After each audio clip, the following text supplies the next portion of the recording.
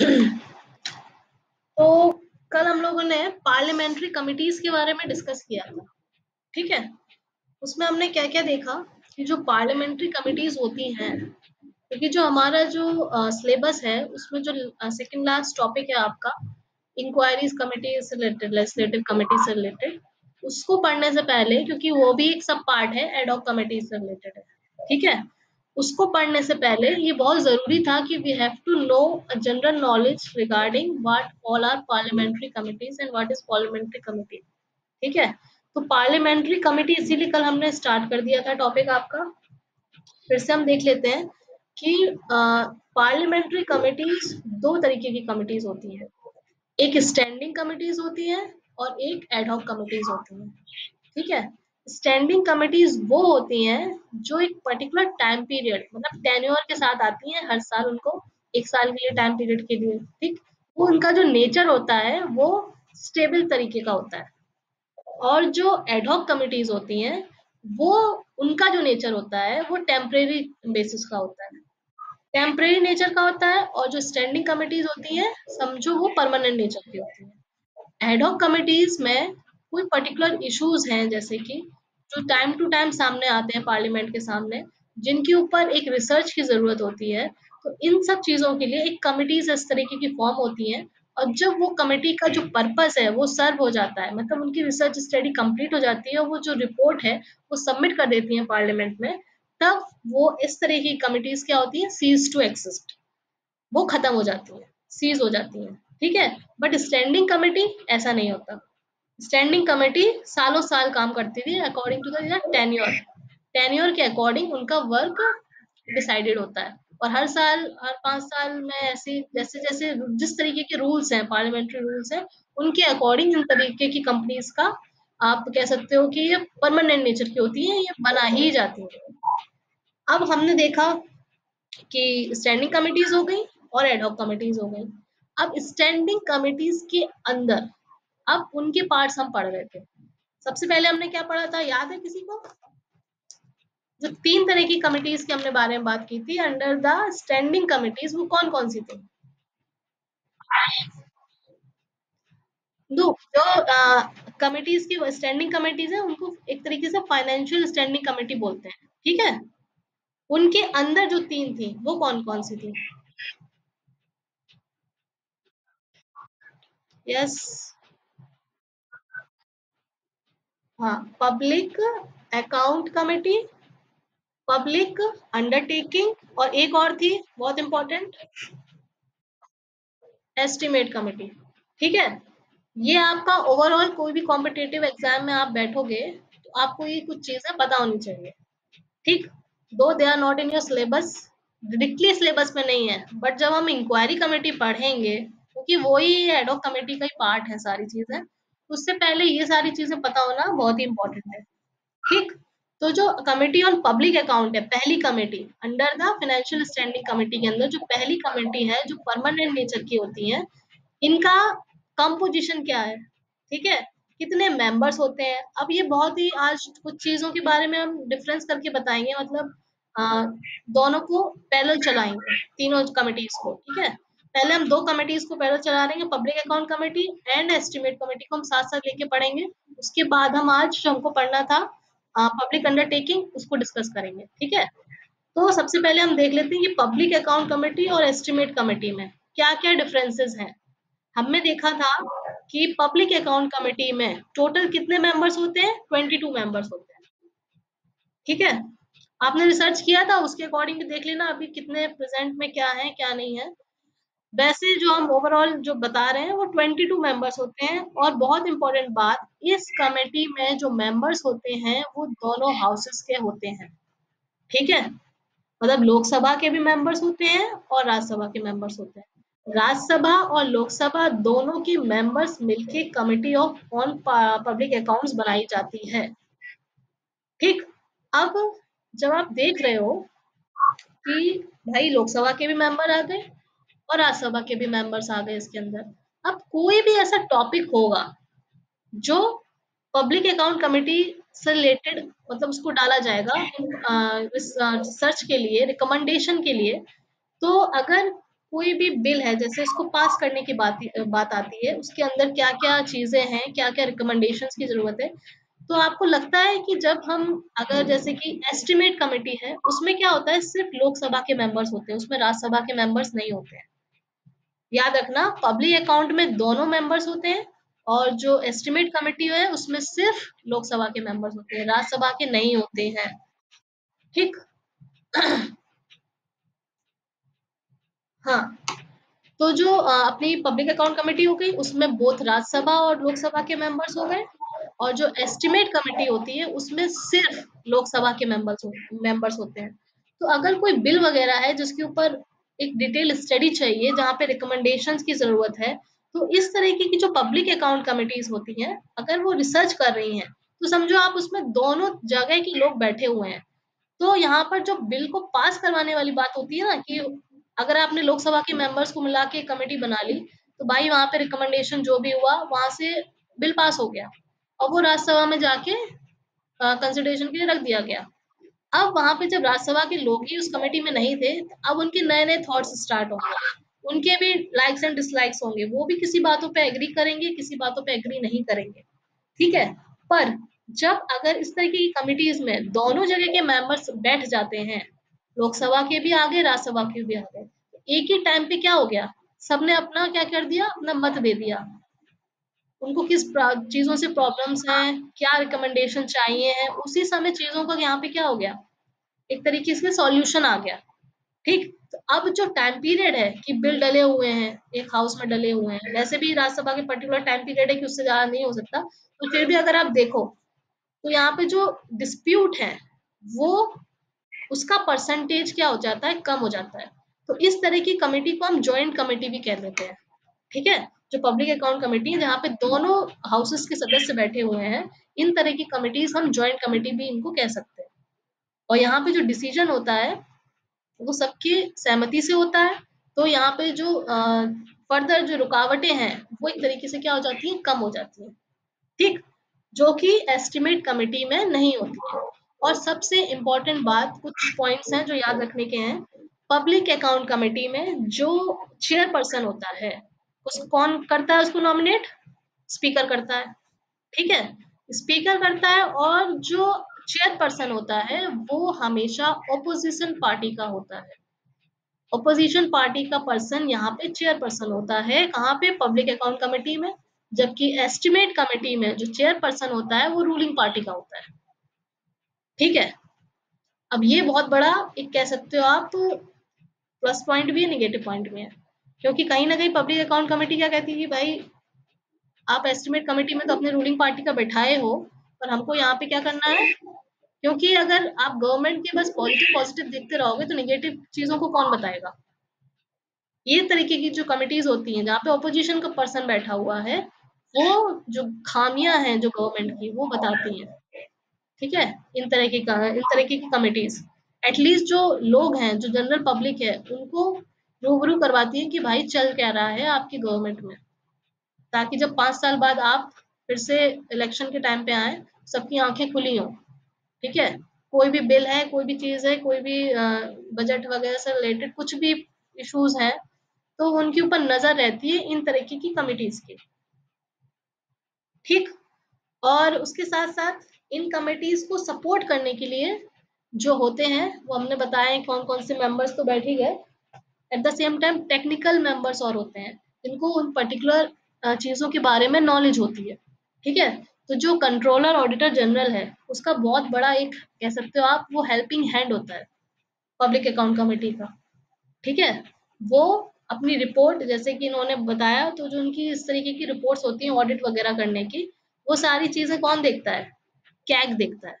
ठीक है। इनके पास एक बहुत बड़ा हेल्पिंग हैंड है, कि जो सरकार ने जो पैसा खर्च करने के लिए पर्टिकुलर मिनिस्ट्री में हर जगह जो लगाया है, और जो एस्टिमेट बजट के थ्रू आया है कि इतना खर्च होना है, ये होना है, उनके ऊपर एक चेक रखने के लिए इन तरीके की कमिटीज, जो कैग वगैरह की हेल्प से पूरा इनका सिस्टम चलता है। ये पूरा डिटेल एनालिसिस करती हैं चीजों का, और ये रिपोर्ट सबमिट की जाती है, ताकि बहस हो सके इससे रिलेटेड कि आपने क्या करना था, आपको आप क्या कर रहे हो सकता है आपको किसी पर्टिकुलर चीज के लिए पैसा दिया गया और आप विदेश में जाके पैसा उड़ा के अपना आप वेकेशन मनाने चले गए, ठीक है, ये बहुत सारी चीजें हो जाती हैं। इन तरीके की चीजों के ऊपर एक तरीके से आप चेक रखते हो। और यहाँ पे बहुत इंपॉर्टेंट आप देख लेना, यहाँ पे जो पब्लिक अकाउंट कमेटी का एक तरीके से जो फ्रेंड है वो दैट इज कैग, जो कि एस्टिमेट कमेटी में नहीं होता है, ठीक है। एस्टिमेट कमेटी में कैग का कोई रोल नहीं है। एस्टिमेट कमेटी क्या करती है? एस्टिमेट कमेटी के अंदर मेंबर्स कहाँ के होते हैं? लोकसभा के होते हैं, ठीक है। अब लोकसभा के मेंबर बैठे हैं, जो चेयरपर्सन है वो भी कौन है? रूलिंग पार्टी का मेंबर है। अब भाई बजट बजट आया, आपने देखा ये एस्टिमेट इस मिनिस्ट्री का इतना इतना है, ये चीजें बता रखी हैं, इतना खर्च होना है, ये सब है। अब एस्टिमेट कमेटी जो है वो अपनी ही, आप कह लो आप कितना अगेंस्ट जाएगी गवर्नमेंट के, ठीक है। और ये चीजें क्या होती है कि बजट पेश हो गया, उसके बाद वो अप्रूव भी हो गया, एस्टिमेट कमेटी की रिपोर्ट आ रही है काफी लेट, क्योंकि इतनी सारा बजट कोई छोटी मोटी चीज होती नहीं है, बहुत बड़ा एक लार्ज स्केल पे है, हर चीजों को एकदम माइन्यूट तरीके से उसमें डिफाइन किया गया है कहाँ पे क्या खर्चा है। तो कुछ ही मिनिस्ट्रीज होती हैं जिनके ऊपर एस्टिमेट कमेटी क्या कर सक पाती है? रिसर्च कर पाती है, ठीक है। तो उन्होंने अपना देखा, अगर ये चाहें तो कहीं से हेल्प भी ले सकती हैं, पर यहाँ पे कैग वगैरह हेल्प नहीं करता है, ठीक है। ये रिपोर्ट जो है इस तरीके की ऑडिट वाली, कंट्रोलर ऑडिटर जनरल ये नहीं करता है, बल्कि हमने कहा देखा पब्लिक अकाउंट कमेटी में ये बहुत बड़ा हेल्पिंग हैंड होता है। यहाँ पे क्या है, यहाँ पे आप दूसरे फील्ड के रिसर्चर्स वगैरह को बुला सकते हो, ठीक है, प्रोफेसर्स हो गए, कोई पर्टिकुलर टेक्निकल कोई पर्सन है उस पर्टिकुलर फील्ड का, उसको आप अपने हेल्प के लिए बुला सकते हो एस्टिमेट कमेटी में, ठीक है। तो इनका क्या होता है कि भाई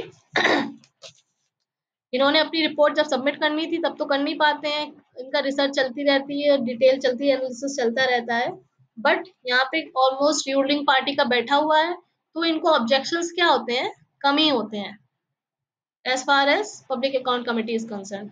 वहां पे चेक ज्यादा होता है गवर्नमेंट के ऊपर, एस्टिमेट कमेटी का ऐसा कुछ नहीं होता, क्योंकि उनका खुद का आदमी वहां पे बैठा हुआ है। इतनी बात समझ में आ रही है?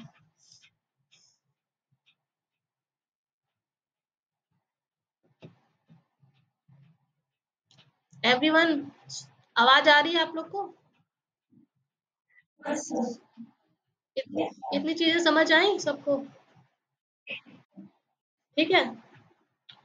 एस्टिमेट कमेटी एक चीज नोट कर लेना, on the recommendation of John Mathai, JOHNMATHAI के रिकमेंडेशन पे बनी थी 1956 के करीब, ठीक है। उससे पहले भी देख लेना, 1920 की बात है, एक बार सर्च कर लेना, ठीक है। जॉन मथाई की रिकमेंडेशन पे बनी थी, ठीक। अब बात करते हैं हम लोग कमिटी ऑन पब्लिक अंडरटेकिंग की। PSUs वगैरह नाम सुना है आपने?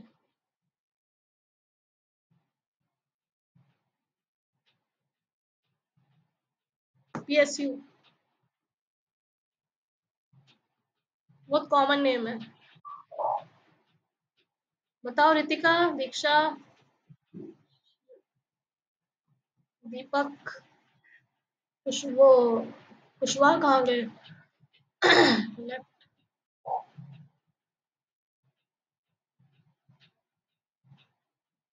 ये जो NTPC वगैरह है, सुना है ये नाम? हाँ, ठीक है, ये पब्लिक सेक्टर से रिलेटेड जो भी ये सब है, कंपनीज वगैरह, ऑर्गेनाइजेशंस वगैरह, ठीक है। हाँ, जो ये वर्क करते हैं ना, PSU हम लोग बहुत बोलते हैं PSU में काम करते हैं, ये भेल, सेल, ONGC, कोल इंडिया, इंडियन ऑयल कॉर्पोरेशन, ठीक है, ये NTPC, ये सारी चीजें किस में आती हैं? PSU में आती हैं, ठीक। उनके ऊपर एक चेक रखने के लिए जो कमिटीज फॉर्म होती हैं, क्योंकि कहीं ना कहीं इनको फंडिंग इनकी कहाँ से होती है? ये गवर्नमेंट का पार्ट है, ठीक है। तो कहीं ना कहीं इनके ऊपर क्या रखना होता है? हमको चेक रखना होता है कि आपको, आपसे रिलेटेड जो भी फंडिंग दी जा रही है आपको, आप उसमें जो एस्टिमेटेड आप समझ लो फंड है, वो आप सही से यूज कर रहे हो, उसका यूटिलाइजेशन हो रहा है कि नहीं हो रहा है, ठीक है। तो ओवरऑल इन कंपनी, ये जो ऑर्गेनाइजेशन है, आप कह लो कमिटी ऑन पब्लिक अंडरटेकिंग, इनका मेन पर्पस यही होता है, इन सारी चीजों पे, ये पीएसयूज वगैरह है, इनके ऊपर नजर रखना। ठीक है। तो इनमें क्या है, इनमें जो मेंबर्स होते हैं, वहां पे हमने देखा कि आपके कहाँ पे पब्लिक, उसमें दोनों मेंबर्स होते हैं। ठीक है। और जो अपना ये आ गया आपका, सेकंड कौन सी अपनी थी, एस्टिमेट कमेटी। वहां पे कौन से मेंबर्स होते हैं, सिर्फ सिर्फ लोकसभा के होते हैं, राज्यसभा नहीं होती है। ठीक है। अब नेक्स्ट बताइए आप लोग, ये पब्लिक अंडरटेकिंग, ये जो है पब्लिक अंडरटेकिंग कमेटी, इसमें कहाँ के मेंबर्स हैं, अविनाश?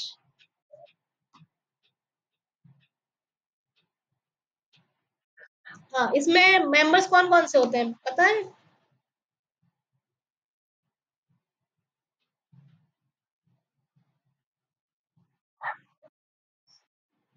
दोनों के हैं। ठीक है, यहाँ पर दोनों के होते हैं। ठीक है अविनाश, रितिका, सब लोग सुनना। पहली जो फर्स्ट कमेटी थी, उसमें दोनों के थे। ठीक है। सेकंड जो एस्टिमेट आई, सिर्फ एस्टिमेट कमेटी ऐसी है जिसमें सिर्फ लोकसभा के मेंबर्स हैं, और जो चेयरपर्सन है वो रूलिंग पार्टी का होता है। ठीक है। और यहाँ पे पब्लिक अंडरटेकिंग में, यहाँ पे क्या हुआ, यहाँ पे भी बोथ मेंबर्स होते हैं, बोथ जो हाउसेज हैं उनके मेंबर्स होते हैं। और नॉमिनेट कौन करेगा चेयरपर्सन को, स्पीकर करेगा। 15 लोकसभा के मेंबर होंगे, 7 राज्यसभा के होंगे, टोटल इतने मेंबर्स होते हैं यहाँ पे। और राज्यसभा का कोई भी मेंबर चेयरमैन नहीं होता है। समझ में आ रहा है? मतलब जो लोकसभा के मेंबर्स हैं उन्हीं में से किसी को चेयरपर्सन बना दिया जाता है, राज्यसभा का कोई भी मेंबर चेयरपर्सन नहीं बनता। ठीक है। तो ये मेन कंपोजिशन है आपका पब्लिक अंडरटेकिंग से रिलेटेड। तो ये जो पब्लिक अंडरटेकिंग की जो कमेटी होती है ऑन पब्लिक अंडरटेकिंग, वो क्या करती है, उनको जो काम अलॉट किए जाते हैं, ठीक है, कि जैसे कि आपको रिपोर्ट बनानी है, आपको अकाउंट को एनालिसिस करना है, खर्चा सही हो रहा है कि नहीं हो रहा है, वो ये जो पीएसयूज हैं इनमें क्या जो इनको फंडिंग हुई है वो उस हिसाब से अकॉर्डिंग वर्क कर रहे हैं, नहीं कर रहे हैं। तो ये जो कैग है उसका रोल यहाँ पे फिर से आ जाता है। ठीक है। कैग क्या करता है, ऑडिट करता है। कैग का काम है, ऐसे बहुत सारे सेक्टर्स हैं जहां पे वो ऑडिट करता है। ऑडिट क्या करता है, जो पूरा ओवरऑल उनका एस्टिमेट है, जो बजट है, जो साल भर का उनका फाइनेंशियल एक कैसे तो स्टेटमेंट है, उनको क्या करता है, वो क्रॉस चेक करता है, क्या चीजें हो रही हैं और क्या चीजें होनी थी। पर यहाँ पे भी बहुत सारे लूप होल्स हैं। लूप होल्स कहाँ पे आ जाते हैं, क्योंकि भाई एस्टिमेट कमेटी में भी हमने देखा कि बजट आ गया, बजट के ऊपर डिस्कशन हो गया, वो अप्रूव भी हो गया, एस्टिमेट कमेटी कितने मिनिस्ट्रीज को देखेगी, कितने मिनिस्ट्रीज को क्रॉस चेक कर पाएगी, पूरी साल भर क्या उसको 5 साल लग जाएंगे, धीमे धीमे वो बजट इतनी बड़ी चीज है। ठीक है। तो कुछ कुछ ये मिनिस्ट्रीज को ये लोग चेक करते रहते हैं। उसके बाद अगर उन्होंने रिकमेंडेशन दी भी, तो वो क्या है, एक तरीके से बाइंडिंग नेचर की नहीं होती है। ठीक है, क्योंकि आपने सिर्फ अपनी रिकमेंडेशन दे दी, बट उनके ऊपर एक्शन लिया जाए। और जो पॉलिसीज थी जो गवर्नमेंट की, उनको आप एक रिकमेंडेशन की तरफ से ऑल्टरनेटिव पॉलिसी बता सकते हो, पर उनकी जो मेन पॉलिसीज हैं उनको चेंज नहीं करोगे। जो स्ट्रक्चर है वो एस्टिमेट कमेटी के हाथों में नहीं होता कि उसको चेंज कर दे। ना ही पब्लिक अंडरटेकिंग जो वो है, जो पहली कमेटी कौन सी थी, पब्लिक अकाउंट कमेटी, ठीक है, उसके हाथ में भी नहीं होता। वो सिर्फ जो पोल है गवर्नमेंट की खोलती है, क्योंकि वहां पे कौन बैठा है, चेयरपर्सन, ऑपोजिशन पार्टी का पर्सन बैठा हुआ है। ठीक है। तो पब्लिक अकाउंट कमेटी पोल खोलने के लिए एक तरीके से है, चेक रखने के लिए है। एस्टिमेट कमेटी में वो खुद ही का उनका बंदा बैठा हुआ है, वो धीमे धीमे अपनी रिपोर्ट देता रहता है। कैग का वहां पे कोई रोल नहीं होता है। कैग का रोल आ जाता है पब्लिक अकाउंट कमेटी में, वहां पे वो ऑडिट कर रहा है, चीजों को देख रहा है। और पब्लिक अंडरटेकिंग में जो ये पीएसयूज वगैरह हैं उनमें क्या हाल चल रहे हैं उनको देखता है। ठीक है। तो यहाँ पे जो स्पीकर है वो नॉमिनेट करेगा, पर यहाँ पे राज्यसभा का मेंबर कोई भी नहीं होगा। जो चेयर मतलब राज्यसभा का मेंबर होगा बट चेयरपर्सन नहीं होगा, ठीक है। मेंबर दोनों हाउसेस के होंगे, 15 लोकसभा के, 7 राज्यसभा के, बट राज्यसभा का जो पर्सन होगा वो चेयरपर्सन की यहाँ पे कुर्सी पे, चेयरमैन की कुर्सी पे नहीं बैठ सकेगा, ठीक है। तो लोकसभा के अंदर के जो मेंबर्स जो इलेक्ट हुए हैं 15, उनमें से ही कोई एक पर्सन को यहाँ पे बैठा दिया जाएगा। मोस्टली रूलिंग पार्टी का ही होगा, ठीक है, अगर देखा जाए तो। ठीक, तो ये जो पब्लिक अंडरटेकिंग्स है, अब एक चीज बहुत बड़ी ये है कि ये जो पब्लिक अकाउंट कमेटी होती है, इनको ये भाई बता दिया गया है कि आपको हमेशा इंटरफियर नहीं करना है इन तरीके की पीएसयूज वगैरह। इनको इंडिपेंडेंटली आपको साल भर काम करने देना है। ये नहीं कि बार बार आप उनके क्या कर रहे हो, बार बार आप उनके जो हेड है उनको बुला के डांट फटकार कर रहे हो, बार बार उनसे पूछताछ कर रहे हो। क्यों पूछताछ कर रहे हो? अगर कहीं पे कुछ गड़बड़ी आपको दिख रही है तो आप क्या कर रहे हो, यहाँ पे बात आ जाती है करप्शन की, कि भाई आपने पैसा ले लिया और उनकी गलती को क्या किया, छुपा दिया, ठीक है। अगर नहीं भी किया, कई बार अच्छे लोग भी डले हुए हैं तो भी गलतियों को क्या कर रहे हैं, बेफालतू का करप्शन चल रहा है, ठीक है। स्मूथ फंक्शनिंग के लिए लोग क्या सोचते हैं, भाई पैसा दो और काम अपना होने दो। इन सारी चीजों पे ऊपर नजर रखने के लिए ये बोला गया है कि इस तरीके की कमिटीज बार बार इंटरफेयर नहीं करेंगी in the working and the process of PSUs, ठीक है। एक टाइम पीरियड निर्धारित किया जाएगा कि भाई साल भर के बाद आपको ये पर्टिकुलर चीजों के बारे में डिटेल देनी है, ऑडिट करनी है इनकी पूरी सिस्टम रिपोर्ट पूरी। उसके बाद जो ओवरऑल इनका जो रिकमेंडेशंस आएंगी वो आप उनको दोगे, बीच बीच में उनको इंटरप्ट नहीं करोगे, उनकी वर्किंग प्रोसेस में चीजों को दखलंदाजी नहीं करेंगे। अब यहाँ पे भी एक बात आ जाती है कि भाई साल भर का बजट इनका भी डिसाइड हो गया भाई, पब्लिक अंडरटेकिंग्स ये जो पीएसयूज एंड ऑल है इनका भी हो गया। इन्होंने साल भर जो काम करना चाहिए था बहुतों ने किया, बहुतों ने नहीं किया, ठीक है। अब क्या हो रहा है, आपने बजट फाइनल कर दिया, जो रिकमेंडेशन आई वो कब आई, अंत में आ रही है, at last all these recommendations of these committees are coming at last. उसके बाद कोई फर्क पड़ता है, आप रिकमेंड ही तो कर पा रहे हो, आप पॉलिसी चेंज नहीं कर पा रहे हो, ठीक है। कोई भी चीजों को आप बदलाव करने की आपकी स्थिति में नहीं हो, आपके पास वो पावर नहीं है। सिर्फ आप चीजों के ऊपर चेक रखने के लिए हो, उनके ऊपर एक्शन लेना है वो भी आपके पास नहीं है। क्योंकि कैसे पॉलिसीज फ्रेम करनी है सिर्फ आप रिकमेंड कर पाओगे, उनकी चेंजेस जो मेन इंस्टीट्यूट्स हैं उनमें आप नहीं कर पाओगे, ठीक है। तो ये सिर्फ एक डराने का काम करती हैं ताकि सरकार का और जो इन तरीके की जो ऑर्गेनाइजेशंस हैं, जो कमिटीज हैं, ये स्मूथ फंक्शनिंग करती रहें। जो इस तरह की पब्लिक अंडरटेकिंग्स हैं वो अपना सही से काम करती रहें ताकि उनके ऊपर एक चेक बना रहे, ठीक है। तो इन सब का काम क्या है, इन सब का काम पब्लिक अंडरटेकिंग्स कमिटीज का यही है, ठीक। अगर एक कोई पब्लिक अंडरटेकिंग्स है उससे रिलेटेड कोई केस आ जाता है सामने, ठीक है, तो स्टेट्यूट में कुछ लिखा है, कुछ रूल्स दिए गए हैं, अल्टरनेटिव रेजोल्यूशन मतलब क्या होना चाहिए, किस तरीके से केस को किस तरीके से सॉल्व करना है, ठीक है, ट्रिब्यूनल्स के थ्रू करना है। ये सारी चीजें भी क्या है इसमें, ये जो कमिटीज है वो इंटरफेयर नहीं करनी है, ठीक। सिर्फ उनका काम है भाई कि आप जो अकाउंट है उनका साल भर का जो ब्यौरा है वो आपको चेक करना है, उसको आपको कैग को देना है, कैग क्या करेगी, पूरा ऑडिट करेगी। उसके बाद जो रिकमेंडेशंस है वो कैग क्या करेगी, कमेटी को देगी on public account committee, public undertaking को। उसके बाद जो ओवरऑल रिकमेंडेशन है वो सामने पार्लियामेंट की लाई जाएंगे, ठीक है। तो इनका काम सिर्फ रिकमेंडेशन देने का होता है, पब्लिक अंडरटेकिंग्स जो ये कमिटीज होती है, ठीक। एक चेक रखने के लिए इन पीएसयूज वगैरह में कैसे ये वर्क कर रही हैं, जो इनको बजट इनका फाइनलाइज हुआ है, जो भी एस्टिमेट इनको निकाला गया है उनके अकॉर्डिंग ये वर्क कर भी रहे हैं या नहीं। और ये जो रिकमेंडेशंस होती हैं ये क्या है, बाइंडिंग नेचर की नहीं होती हैं, ठीक है। जैसे कि कोई नेशनल थर्मल पावर कॉर्पोरेशन में कोई बात हो गई, कुछ सिस्टम सही से नहीं चल रहा है, पॉलिसीज जो उनकी फ्रेम है वो उस तरीके से नहीं होनी चाहिए, उसमें रिकमेंडेशन अगर इस तरीके की जो कमिटीज प्रोवाइड करवा रही हैं, दे रही हैं, सामने रख रही हैं, पर जो पावर मिनिस्ट्री है दे आर नॉट, मतलब एक तरीके से आप कह लो कि वो बाइंडिंग नहीं है इनके रिकमेंडेशन से। वो चाहें तो एक्सेप्ट कर सकती हैं, चाहे तो नहीं कर सकती हैं। इनके पास पावर नहीं है कि जो ओरिजिनल पॉलिसीज हैं स्टेट्यूट्स में उनको ये मोल्ड कर सके। ठीक है, सिर्फ इनको क्या करना है, रिकमेंडेशंस देनी होती है। तो हमें तीनों कमिटीज को होपफुली आपको समझ आ गया होगा सबको कि ये जो 3 कमिटीज हैं जो स्टैंडिंग कमिटीज कहलाती हैं वो क्या है। अपनी सबसे पहले पब्लिक अकाउंट कमेटी, ठीक है, और फिर estimate committee and then committee on public undertaking.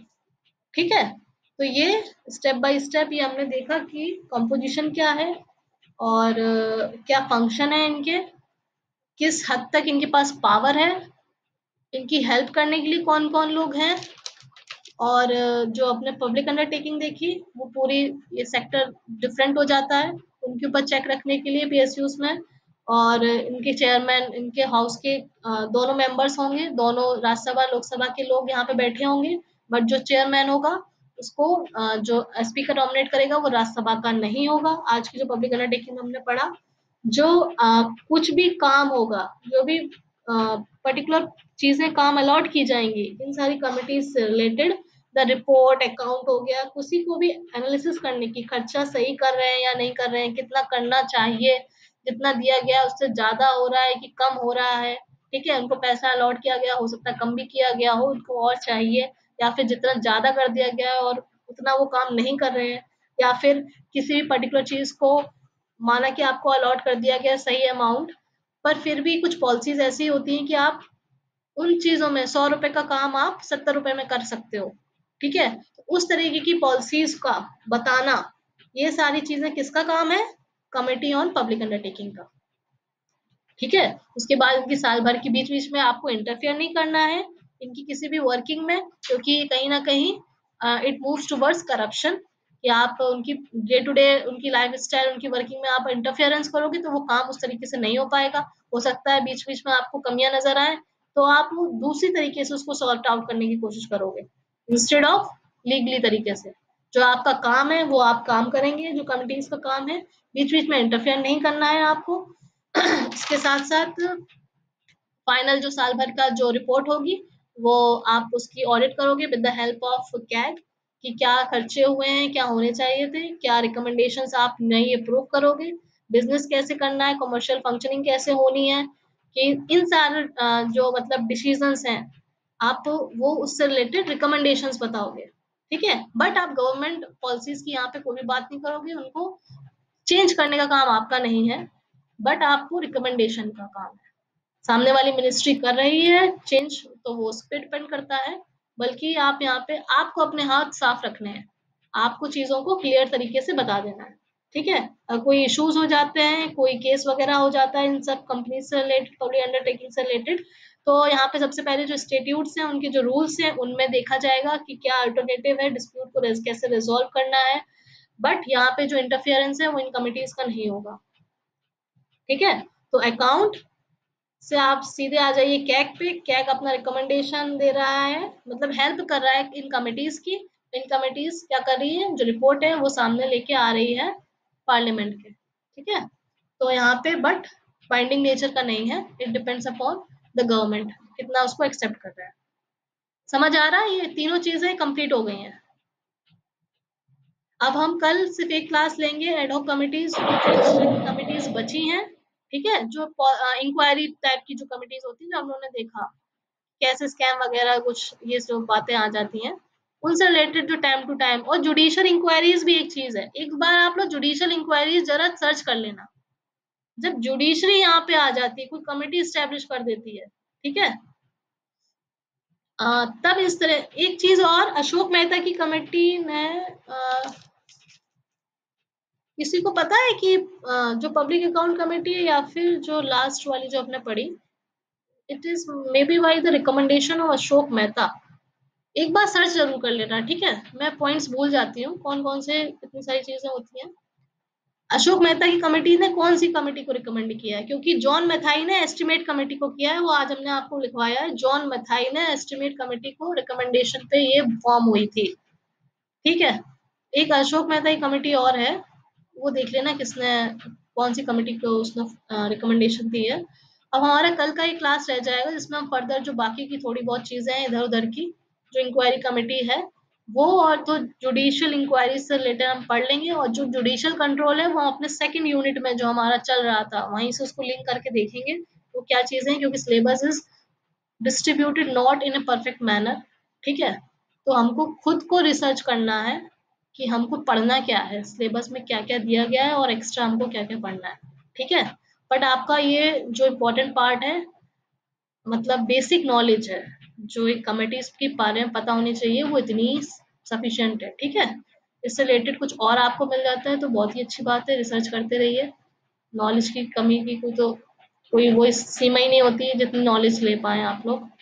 ठीक, इतना समझ आ गया सबको?